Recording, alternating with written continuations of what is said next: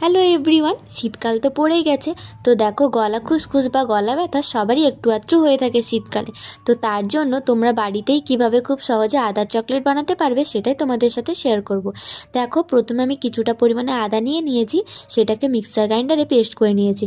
তারপর কড়াইতে নিয়েছি ঘি নেওয়ার পর আমি পেস্ট করে রাখা আদাটাকে দিয়ে দিলাম। সেটা দিয়ে খুব সুন্দরভাবে ভেজে করে গোলমরিচ গুঁড়ো, কাশ্মীরি লঙ্কার গুঁড়ো আর দিয়ে দিয়েছি বিট লবণ, সাদা লবণ দিয়ে খুব সুন্দরভাবে সব কিছুকে মিশিয়ে নিয়ে দিয়ে দিয়েছি 1 বাটি চিনি। তো তোমরা চিনির বদলে গুঁড়ো দিতে পারো। দিয়ে খুব সুন্দরভাবে সব কিছুকে মিশিয়ে গোলমরিচ আর এলাচ, লবঙ্গ, দারচিনিকে আমি আগে থেকে ভেজে গুঁড়ো করে রেখেছিলাম, সেগুলো দিয়ে খুব সুন্দরভাবে মিশিয়ে নিয়েছি।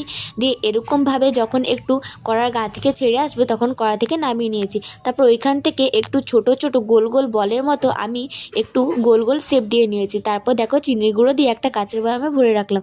তোমরা কমেন্ট করে জানিও ভিডিওটা কেমন লাগলো।